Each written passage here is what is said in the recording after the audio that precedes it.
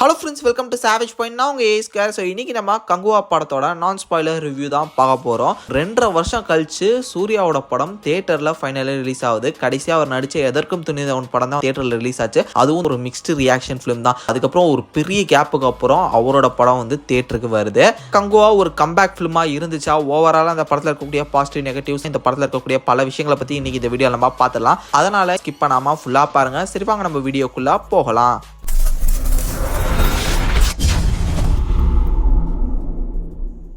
So first நம்ம வந்து positive negative பார்க்க போகிறதுக்கு முன்னாடி இந்த படத்தில் இருக்கக்கூடிய கேஸ்ட் அண்ட் க்ரூஸ் அந்த டீமை பற்றி பேசிடலாம். First Suriya sir. ஸோ அவரோட ஆக்டிங் டெஃபினட்டாக அதை பற்றி நம்ம வந்து சொல்லி ஆகணும். இந்த படத்தோட ஒரு ஷோ ஸ்டீலரே அவர் தான். இந்த ஒரு படத்தை அவர் தான் வந்து தாங்கி பிடிச்சிருக்காரு. மிகப்பெரிய ஒரு கெப்பாசிட்டி இருக்கக்கூடிய ஆக்டர் நம்ம எல்லாருக்குமே தெரியும் சூர்யா. அந்த ஒரு ஆக்டிங்கை இங்கேயும் வந்து சூப்பராக நடிச்சு இந்த ஒரு படத்தை வந்து மொத்தமாக அவர் தான் கண்ட்ரோலுக்கு எடுத்திருக்காரு. அப்படி பார்க்கும்போது அந்த ஒரு ஆக்டர் எந்த அளவு அந்த சீக்வன்ஸை எலிவேட் பண்ணுன்றது வந்து ரொம்ப முக்கியம். அந்த ஒரு விஷயத்தை வந்து பக்காவாக ஆக்டர் சூர்யா சார் வந்து பண்ணியிருக்காரு. பீரியடிக் போர்ஷனுக்கு ஏற்ற மாதிரியே தன்னோட கேரக்டரை வந்து மாற்றிக்கிட்டு அந்த ஒரு கேரக்டராகவே அவர் வந்து வாழ்ந்த மாதிரி தான் எனக்கு தோணுச்சு. ரொம்பவே ராவா, ரஸ்டிக்கா, கிரே ஷேட் கேரக்டர் மாதிரி தான் கங்குவா வந்து நமக்கு தெரிஞ்சது. ஸோ அந்த ஒரு ட்ரை பீப்புள்ஸ் எப்படி வந்து அவங்களோட ஆட்டிடியூட் இருக்குமோ அது மாதிரியான ஆட்டிடியூட்ஸ்லாம் சூர்யா சார் அதில் பண்ணியிருப்பாரு. எல்லாமே ரசிக்க விரும்பமாக நல்லா இருந்தது, சூப்பராகவே இருந்தது. அதுக்கு அப்படியே வந்து பாபி டியோல் ஒரு வில்லன். பாபி டியோல் கேரக்டருமே அமேசிங்கான ஒரு கேரக்டர். சூர்யா சாருக்கு வந்து டஃபஸ்டான ஒரு வில்லன் கேரக்டர் மாதிரி அவரோட ரோலுமே ஒரு நல்ல பிளேஸ்மெண்ட்டாக இருந்தது. நான் வந்து என்ன நினைச்சேன்னா, சிவா சாரோட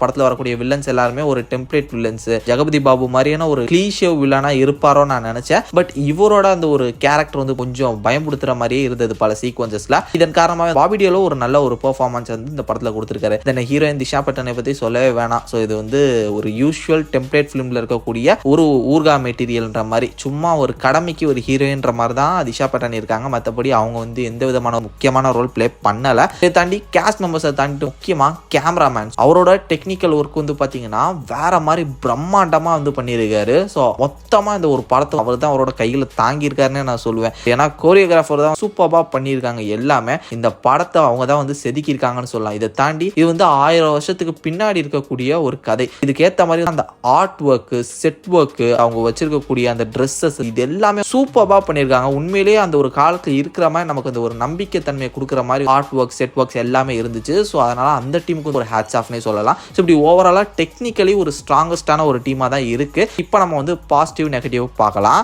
படத்தோட ஒரு main positive director Siruthai Siva. அவரோட படங்கள் எல்லாமே நம்ம பார்த்துருப்போம். ஒரு டெம்ப்ளேட் ஃபிலிம் மாதிரி, ஒரு சீரியல் டைரக்டர் மாதிரியான ஒரு ஸ்டைலில் வந்து அவர் நிறைய பேர் அப்படி கலாய்ப்பாங்க. அது மாதிரி ஒரு டெம்ப்ளேட்டை பிடிச்சிட்டு அதையே திருப்பி திருப்பி போட்டு பண்ணிட்டு இருந்த ஒரு டைரக்டர் இங்க வேற ஒரு ஜானரா ஒரு வித்தியாசமான கால் எடுத்ததே முக்கியமான ஒரு கால்னு சொல்லுவேன். அதுக்கு வந்து ஹேட்ஸ் ஆஃப். புதுசா ஒரு விஷயம் ட்ரை பண்ணியிருக்காரு. அந்த ஒரு விஷயத்த முடிஞ்ச அளவு வந்து பாத்தீங்கன்னா அச்சீவும் பண்ணியிருக்காரு. ஸோ உண்மையிலே இது ஒரு முக்கியமான ஒரு பிளஸ் பாயிண்ட் சொல்லுவேன். இதுக்கப்புறம் கதையில பாசிட்டிவ்னு வந்தீங்கன்னா, கதையில இருக்கக்கூடிய ஒரு சில விஷயங்கள் நீங்க ஆல்ரெடி நிறைய படங்கள்ல பார்த்துருக்கலாம். தமிழ் படங்களா இருக்கட்டும், அதுக்கப்புறம் ஹாலிவுட் ஃபிலிம்ஸா இருக்கட்டும், ஹாலிவுட் வார் பேஸ்ட் ஃபிலிம்ஸ், ஃபேண்டசி ஃபிலிம்ஸ், இதெல்லாம் நீங்க பல விஷயங்கள் பார்த்துருப்பீங்க. உங்களுக்கு ஒரு பார்த்த விஷயங்கள், கெஸ்ஸிங், ப்ரெடிக்டபிள் எல்லாமே அந்த படங்கள் இருக்கு. பட் இருந்தாலும் அது நமக்கு வந்து ரொம்ப போர் அடிக்காம படத்தை பார்க்குற அந்த ஒரு இன்ட்ரெஸ்டை கெடுக்காத லெவலில் இருக்கு. அது வரையும் சந்தோஷம். தென் இன்னொரு பாசிட்டிவ் வந்து ஆக்ஷன், கோரியோகிராஃபி, ஸ்டன்ட்ஸ் எல்லாமே சூப்பரா இருந்துச்சு. விஎஃப்எக்ஸும் டீசென்ட்டான ஒரு விஎஃப்எக்ஸ்னு சொல்லலாம். ஏன்னா முடிஞ்ச அளவு அந்த பிரம்மாண்டத்தை வந்து லைவ் லொகேஷன்லேயே காமிச்சது வந்து ரொம்ப நல்ல விஷயம். ஏன்னா ஆதிபுருஷ்லாம் வந்து பார்த்தீங்கன்னா ஃபாரஸ்ட் மவுண்டனை கூட நான் விஎஃப்எக்ஸ்ல தான் காட்டுவேன், ஒத்த காலில் நின்று அடி வாங்கிட்டு போனாங்களே,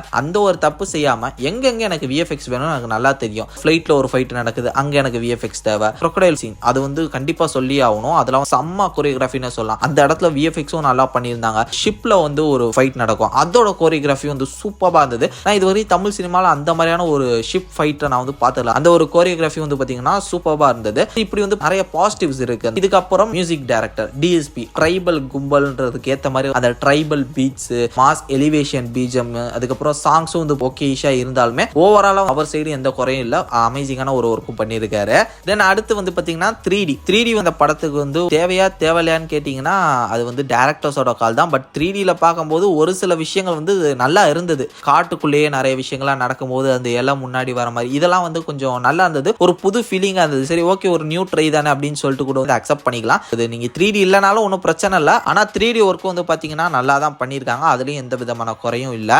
ஸோ நெகட்டிவ் பாயிண்ட்னு பார்க்கும்போது சில விஷயங்கள் நான் வந்து ஆல்ரெடி சொன்ன மாதிரி ப்ரிடிக்டபிளாக இருந்துச்சு. நிறைய விஷயங்கள் ப்ரிடிக்டபிளாக இருந்துச்சு. கதை போக போக வந்து பார்த்தீங்கன்னா அடுத்து இதுதானே, அடுத்து இப்படி வந்து ஒரு ஃபால் டவுன் ஆகும், அடுத்து இங்கே இப்படி ஒரு ரைஸ் வரும், ஸோ இந்த இடத்துல இப்படி ஒரு ட்விஸ்ட் வந்து காட்டுற மாதிரி இருப்பாங்க அப்படின்னு சொல்லிட்டு நிறைய விஷயங்கள் வந்து பார்த்தீங்கன்னா ஆடியன்ஸ் நீங்களே படத்தோட இருக்கும்போது அதை கெஸ் பண்ணுவீங்க. ஏன்னா அந்த ஒரு விஷயங்கள்லாம் நம்மளால வந்து நிறைய படங்கள் ஆல்ரெடி பார்த்தனால அதெல்லாம் நம்மளால ஈஸியாக கெஸ் பண்ண முடிஞ்சுது. அந்த ஒரு விஷயங்கள் தான் மைனஸ்ன்னு சொல்லலாம். தென் இன்னொன்று வந்து எனக்கு தெரிஞ்ச லாங்குவேஜ்னு சொல்லுவேன். ஏன்னா தமிழ் பேசுறாங்க, ஆனால் அந்த ஒரு ட்ரைபல் தமிழ் மாதிரி ஒன்று அந்த காலத்து தமிழ் மாதிரி லைட்டாக மிக்ஸ் பண்ணி நிறைய இடங்களில் நமக்கு வந்து புரியாமையே போன மாதிரியே எனக்கு ஒரு ஃபீல் வந்து எனக்கு பர்சனலாக வந்து புரியல. ஸ்பீடாக வேற டைலாக் பேசுகிறாங்களா, என்ன தமிழ் வார்த்தை போச்சு, என்ன பேசுனாங்க அப்படின்றது வந்து லைட்டாக கேட்ச் அப் பண்ணுறதுக்கு வந்து கொஞ்சம் லேட் ஆகுது. அது ஃபர்ஸ்ட் டைமே அது எல்லாத்தையுமே நம்மளால சீக்கிரமும் கேட்ச் அப் பண்ண முடியல. இதில் மோஸ்ட்லி பீரியடிக் போர்ஷன் தான் இருக்குன்ற காரணத்தினால எல்லாருமே அதே தான் பேசுகிறாங்களா. ஸோ அது வந்து கொஞ்சம் சின்ன பிரச்சனையாக இருக்குது. மேபி சின்ன பசங்களுக்குலாம் வந்து ஒரு 2-3 தடவை பார்த்தா தான் புரியும்னு நினைக்கிறேன். அந்த மாதிரி தான் ஒரு விஷயங்கள் இருக்குது. பிரம்மாண்டம் விஷுவலி எல்லாம் ஓகே, பட் டைலாக் புரிஞ்சாதானே கதை புரியும். ஸோ அது வந்து ஒரு சின்ன மைனஸாக தான் நான் பார்க்குறேன். மோஸ்ட்லி 30-25 வயசுக்கு மேலே இருக்கவங்க கூட அதை கேட்ச் அப் பண்ணி அண்டர்ஸ்டாண்ட் பண்ணிக்கலாம். அதுக்கு கீழே இருக்கவங்களுக்கு கொஞ்சம் லேட்டாகவும் உங்களுக்கு சில விஷயங்கள் புரியாது அப்படின்னு தான் நான் நினைக்கிறேன். அப்படி இப்படின்னு வந்து பார்த்தீங்கன்னா ஓவராலாக ஒரு பெஸ்ட் தியேட்டர் மெட்டீரியல், ஒரு தியேட்டர் பேக்டு படமாக வந்து பார்த்தீங்கன்னா கங்குவா இறக்கியிருக்காங்க.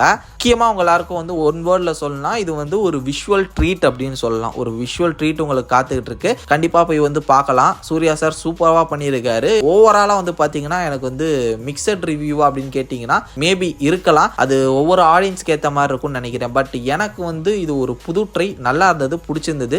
சிவா சார்ட்ட நான் எதிர்பார்க்காத ஒரு ஜானர், ஒரு வித்தியாசமான ஒரு ட்ரை நல்லா பண்ணியிருக்காரு. அதனால டெஃபினட்டாக எனக்கு வந்து ரொம்ப பிடிச்சிருந்தது. அண்ணாத்த விசுவாசத்தெல்லாம் வந்து கம்பேர் பண்ணும்போது இது வந்து ஈவன் மோர் பெட்டராகவே இருந்தது. எனக்கு ரொம்ப பிடிச்சிருந்ததுன்னு சொல்லலாம். சூர்யா சாரும் பக்காவாக பண்ணியிருந்தாரு. பார்ட் 2க்கு ஒரு நல்ல லீடும் கொடுத்துருக்காங்க.